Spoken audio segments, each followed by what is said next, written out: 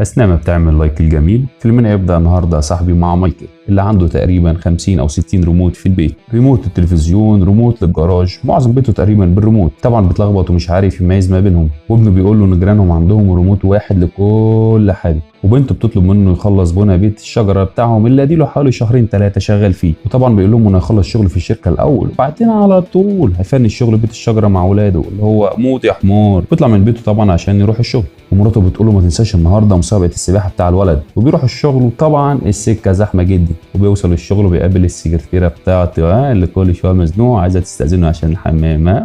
ما علينا. وبيحضر اجتماع صاحبي اللي عباره عن امير خليجي ثري جدا عايز يعمل منتجع سياحي ضخم، مش عاجبه تصميم مايكل لانه عايز يعمل حمام سباحه كبير جدا خلبوس. طبعا المدير يقول لمايكل في شغل ضروري الجماعه يا بنين لازم تتعمل النهارده يا مايكل. مايكل بينفض لمسابقه ابنه عشان شغله، وبيروح المسابقه متاخر وبيلاقي انه مدرب السباحه بتاع ابنه وبيشجعه وبيقول له ابنه كلمتين حلوين كده لا يجمد يا بطل. بيروح البيت بالليل وبيقول له مراته انه هيأجل رحلتهم مع بعض بسبب انه ضغوط في الشغل، وبيحاول يشغل التلفزيون بالريموت لكن ما يعرفش انه بيشغل الطياره اللعبه بتاعت ابنه وبتخبطه في دماغه. وقتها بقى صاحبي بيقرر انه لازم يجيب ريموت تحكم شامل كل حاجه زي جيرانه، وبياخد عربيته وطبعا بيتسلى بالشوكولاته وماشي كده في الشيبس بتاعه، وبيوصل لهايبر ماركت الكبير وبيلاقي واحد شكله لسه موظف جديد هناك ومش عارف حاجه في اي حاجه، وبيجرب مرتبه سيت كده كانت قدامه، بيلمح باب كده مكتوب عليه يافطه غريبه. طبعا بدافع الفضول بيدخل الباب وبيلاقي واحد شكله كده مخترع اسمه مورتي، وبيديله ريموت شكله كده حديث شويه، بيقول له انه مجاني لانه لسه ما نزلش في رصيد المحل يا زميلي. ايبس يا عم، لكن بيحذر المنتج ده ما ينفعش يرجع تاني المحل لاي ظرف. فمايكل بيقول له لا يا عم انت عبيط، ارجع ريموت حاجه خدتها ببلاش انت مجنون. بيدخل البيت وبيبلبع الشوكولاته بتاعته تاني، بيجرب الريموت على التلفزيون يلاقيه شغال، ومراته بتيجي تتخانق معاه بسبب الرحله الملغيه اللي هو كنسلها، وبيدوس على زر التوقف في الريموت عشان عايز يكلم مراته، لكن بيفاجئ ان هو جامد مراته من الحركه من غير ما يلاحظ، وبيفضل شغال لوقت متاخر بالليل. الكلب بيفضل يعيط عليه ويهوى، بيجرب يوطي صوته بالريموت لكن فاتش يعني فوجئ انه نفع يا جدعان،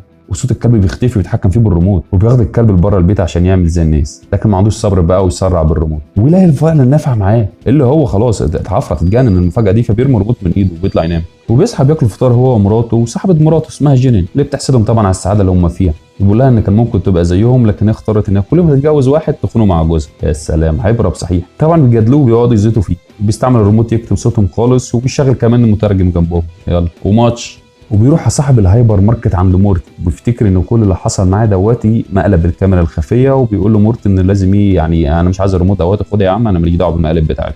مورتو بيقول له طيب دوس على زر القائمه في الريموت كده، وبيدوس عليها وبيلاقوا ان حياته كلها مسكتله زي الكاسيت كده على الريموت، وبيجرب انه يشوف حاجه من الشغل من اللي حصل معاه الاسبوع اللي فات، وبيلاقي نفسه قاعد يتغدى والموضوع الريموت طلع حقيقي بجد، وبيرجع بالريموت لغايه يوم ولادته وبينفع، ومورتو بيقول له انه يقدر يرجع لاي لحظه في الماضي اللي كان عليه، كل اللي بيعمله ان هو يختار المكان والوقت ويستعمل الريموت ويلاقي نفسه هناك، وبيختار لما كان بيلعب كوره وهو صغير وانهم كانوا بيستعملوا خيمه لانهم فقراء، في حين ان اصحابه كانوا بيستعملوا كرفانات كبيره وجميله عشان معاهم كتمنس. بيرجع تاني هو مورتي الهايبر ماركت، ومورتي بيقول له خلي بالك الريموت ده جامد فشخ تنين، استعمله بحذر وكده وخليك هادي كده ورزين، وبيديه رقم عشان لو في اي سؤال جه على باله يقدر يجيله. مايكل بيرجع تاني يوم شغله والمدير بيوعده انه لو نجح في المشروع ده هيرقيه يخليه شريك، طبعا لو فشل هيرفضه زي كده، والمدير بيقول له انه وحداني يا حرام. مايكل بيجي له فكره جهنميه انه يعرض على المدير بتاعه انه يتصاحب على جينين صديقه مراته، طبعا لان المدير الداني هيوافق. مايكل بيرجع البيت يلاقي ابن الجيران بيتنمر على ابنه، فبيستعمل الريموت بيوقف الزمن وبيخلي ابنه يضرب ابن الجيران بالكره في وشه وبتنفع، ومراته بتقول له انها تعزم ابوه وامه على العشاء النهارده. طبعا هو مش فاضي عنده شغل كتير لكنه شكله اتدبس وبيتعصب، وبيستعمل الريموت عشان يسرع الوقت لغايه العشاء، بعدها بيسرع شويه كمان لغايه ما العشاء يخلص، بعد جاي شويه سيكه لغايه لما الحفله كلها تخلص، وبيلاقي نفسه شغال في اوضته مره واحده، وابوه وامه بيشكروه على العشاء والحفله دي وبيودعوه، هو فرحان جدا مش عارف يعمل ايه. بعدها مراته بتدخل الاوضه وبتتجادل معاه في اي شيء كده وبيتخانقوا ببعض على حاجه تافهه كالعاده، فبيستعمل الريموت وبيسرع الوقت. بعدها مراته بتقول له انه بكره هيجيب هديه للاولاد زي ما وعدهم، طبعا بياخدها على قد عقلها وبيمشي وبيتصل بمورتي اللي مورتي بيقول له انه لما بيستعمل الريموت في التسريع مايكل بيبقى على وضع اسمه الوضع الالي يا صاحبي، حاجه كده زي الطيار الالي بتاع الطياره، فبيرجع معاه بالزمن وبيشرح له، بيلاقي انه في الوضع ده بيبقى عايش ومش عايش. ده مش عمرو دياب، لا ده كده يعني بياكل ويشرب ويوافق على اي حاجه مراته بتقولها له. طبعا مراته قالت له في الوقت ده لازم يشتري هديه، طبعا وافق. مايكل بيلاحظ بعدها ان اخد دور برد، فبيقدم بالريموت لغايه لما يبقى زي الفل، وبيصحى من النوم ويلاقي نفسه تعافى من البرد تماما، ومش بس كده يكون كمان عمل مشروع الشغل بتاع الجماعه اليابانيين، ومفيش ميه سخنه يستحمى بيها في عز الشتاء فلازم يستحموا ميه ساقعه، مش فارقه يا فنان، بيستخدم ريموت وبيسرع بيها. وبيروح على الشغل وبيلاقي زحمه في السكه فبيسرع بالريموت وبيسأل على الشغل في لحظه الا لحظه، وبيدخل الشركه اللي طبعا عاملين اجتماع مهم تنين لتسليم الشغل للجماعه اليابانيين، وبيقعد معاهم بالليل هو والمدير، وبيستخدم الريموت عشان يتجسس عليهم. طبعا بيتكلموا الماني، مش مشكله الريموت يترجم له، وبيفهم انهم مش موافقين على التصميم وعايزين حاجات معينه في التصميم، فهو بيعرف الحاجات دي وبينفذها وبيوافق عليها. وطبعا مديره مش مصدق اللي بيحصل معاه، اللي هو انت فاهم كل حاجه وفاهم تتكلم ياباني كمان، انت في ايه يا جدع؟ وبيرجع لبيته وبيجيب لاولاده عجلتين جداد، طبعا شنطه جديده لمراته. كل ده بمناسبه ايه بقى؟ انه بقى شريك في الشركه. لكن بيرجع تاني يوم الشغل وبيتفاجئ من مديره انه بيقول له مبروك عليك الترقيه يا نجم النجوم. مايكل بيقول له لا ترقيه ايه، ده انا ميت هنا، انا بقيت شريك خلاص. مديره بيقول له لا يا فنان، انا قلت لك هتخلص شغل يابانيين وتترقى بعد المشروع دوت ان شاء الله تبقى شريك. طبعا مايكل ساعتها بيتغاظ وبيوقف الزمن بالريموت ويضربه قلمين كده ويعمل حركه عيال كده في وشه اللي هو بيبي يعني، ويسيبه يمشي. وبيروح لمورتي بالليل وبيقول له انه عايز يقدم حياته حبه كده سيكا لغايه لما يترقى ويبقى شريك كبير رئيسي في الشركه. كلهم شهرين بس يا جدع. امال مورتو بينصحه انه ما يعملش كده، لكن ما بيسمعش كلام مورتو، بيسيبه يروح يقول له مراته انه ما بيبقاش شريك في الشركه، وكان اترقى شويه بس كده. وهو قاعد تحت بيسمع مراته تقول للاولاد انه هيرجع العجل اللي جابه. طبعا هم مش معاهم فلوس، وبتحايل الاولاد كده بكلمتين، طبعا الاولاد يعني بيعيطوا مش بيستحملوا الموضوع ده. فمايكل بيتعصب ويستعمل الريموت عشان يقدم الوقت لغايه لما يترقى، وبيلاقي نفسه واقف في حفله في قلب الشركه وبيشكروه على مجهوده. المدير بيقول له انه هيتجوز جينين صديقه مراته. مايكل بيستغرب ازاي هيتجوزوا بسرعه كده رغم انهم لسه متعرفين على بعض بشهرين بس. صاحبه بيتريق عليه يقول له يا عم انت خرفت، شهرين ايه، احنا قاعدين اكتر من سنه مع بعض. مايكل بيتصدم من الموضوع ده وبيلاقي انه غير السكرتيره، وان هو ومراته بيروح لدكتور نفسي بسبب ان هو ما فيش كيمياء ما بينهم، وبيحاول يشرح لهم السبب وانه كان على الوضع الآلي. وطبعا بيتخانق هو ومراته كالعاده قدام الدكتور. فالريموت من نفسه من غير ما يمسه بيقدم بالزمن، فالخناقه بتعدي وبيلاقي نفسه بيفطر مع اولاده اللي بان عليهم كبروا سنين. وبيلاقي كلب غريب كده في البيت، مراته بتقول له الكلب بتاعهم مات عشان كده جابوا الكلب ده، وبيبكي على الكلب اللي مات زي الاطفال. وبيفكر بمورتي اللي طبعا بيلاقيه في وشه زي الاشباح. مايكل بيقول له ان الريموت فيه عطل والريموت بيقدم نفسه كده لوحده بالزمن. مورتي بيقول له لا الريموت متقدم جدا لدرجه انه بيحفظ هو عمل ايه قبل كده وبيكرره على طول لوحده. يعني مثلا يا عم بيقدم الزمن في الخناقه مع مراتك، او في الزحمه في السكه وانت رايح الشغل، او في الشاور في الحمام، او لما تمرض، او سيبك من ده كله بقى يا فنان، بيقدم الزمن لغايه لما تترقى في الشغل على طول. مايكل بقى يتعصب يقول له لا انا مش عايز الريموت دواتي، وبيرميه في الزباله من ايده. فجاه بيلاقيه في ايده الثانيه،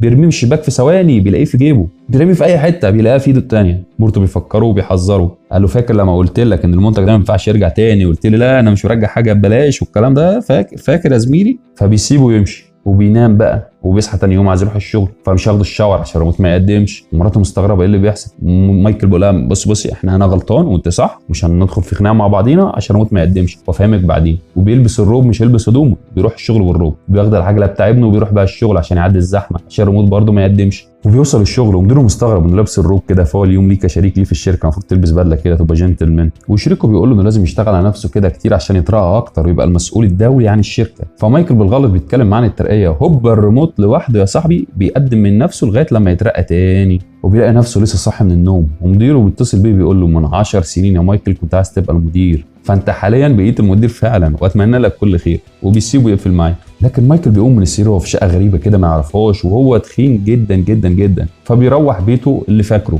بيلاقي ابنه كبر جدا بقى شاب وتخين زيه، وبنته كبرت برضه، ومراته طلقته واتجوزت واحد تاني اللي هو مدرب السباحه بتاع ابنه. فاكره يا زميلي؟ ايوه هو ده. فبيتخانق فيهم قبل ما الريموت يقدم من نفسه، لان الريموت بيقدم الخناقات. الكلب بتاعهم بيهجم عليه وبيقع على الارض فبيتعور، والريموت بيقدم طبعا المرض. فبيصحى بيلاقي نفسه في المستشفى وشفتوا له كل الدهون اللي فيه، ويكون عدى من عمره يا صاحبي حوالي 10 سنين كمان تاني. وبيرجع الشركه بيلاقي صوره وهو في كل مكان، يعني هو خلاص الاونر بتاع الشركه، وابنه شغال مكانه على نفس طريقته في شغله بالظبط. فبيقول له ان جده مات كمان من سنين. فبيرجع بالريموت بالزمن عشان يشوف ابوه في اخر مره اتقابله. فبيكون هو في المكتب شغال، طبعا هو بيبقى على الوضع الالي ومنفض للدنيا كلها ولابنه ولابوه، واهم حاجه عنده الشغل. ومورتو بيقول له انه كان جه وقت ابوه كان لازم يموت، ويقول له انا جيت كمان اخده. وهنا المفاجاه يا صاحبي، مورتو بيكشف عن نفسه وبيقول له ان هو ملاك الموت. فمايكل بيخاف جدا وبيطلب من الريموت ياخده لمكان سعيد بسرعه. فبيلاقي نفسه في نص حفله جواز ابنه، وامه بقت عجوزه جدا في السن وهو كمان كبر في السن، وبيرقص مع مراته اللي كان حزين جدا بسبب انه طلقها. ومره واحده بيقع على الارض وبيصحى بيلاقي نفسه في المستشفى، بيقولوا له ان الشريان بتاع القلب انفجر بسبب الرقص. وبيقابل اولاده، وابنه بيقول له انه اجل تماما شهر العسل بسبب مشروع الشغل، وان الشغل اهم كتير من شهر العسل، عادي يعمل شهر العسل بعدين. والدكتور بيقول له لازم يخرجوا دلوقتي عشان مايكل يرتاح. لكن مايكل بيشوف اولاده بيعيدوا نفس حواره في الحياه بالظبط بالحرف. فبيقرر دلوقتي ان هو يقوم من كل الاجهزه اللي معيشاه علشان ينصح ابنه. طبعا مورتي بيظهر له بيقول له ان لو ساب كل الاجهزه اللي هو عايش عليها دي هيموت، فبينفض لمورتي وللدنيا دي وما يسمعش كلامه وبيجري ورا ابنه بره المستشفى. فبيقع على الارض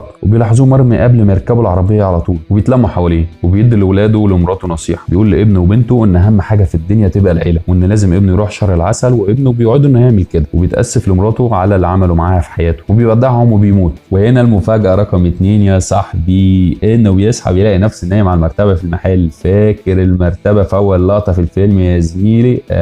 وانه لسه شباب وما كبرش وكل ده ما حصلش، وتقريبا كان حلم. بيفرح جدا ولسه بصحته، بياخد عربيته المصديه وبيروح لابوه وامه عشان يشكر لهم على كل حاجه ضحوا بيها علشانه، اللي هم فكروا انه هو اتجنن. وبيروح البيت لمراته وعياله وبيصحيهم من النوم، بيقول لهم ناخدهم رحله لبكره كلهم، ابوه وامه ومراته والعيال، ومش مهم الشغل يولع بجاز. السعاده تملى المكان يا صاحبي كده وجو لذيذ. بيطلعوا يناموا ما عدا هو علشان يتصل بابوه يبلغه بالرحله. وفجاه يا صاحبي بيلاقي الريموت قدامه. دي المفاجاه رقم 3 بقى، ومورتي كاتب له انه بيقول له ان المره دي هيختار ويعمل الصح، اللي كانه شاف شبح بقى قدامه. وساعتها بيقرر ويختار انه يعيش مع عيلته، وبيرمي الريموت في الزباله، ويفوجئ كمان ان الريموت مش يرجع له في ايده تاني. وهنا السؤال اللي بقوله لنفسي قبليك يا صاحبي، هل لو انت مكانه هتختار تعيش مع عيلتك ولا تختار تبقى عبد فلوس؟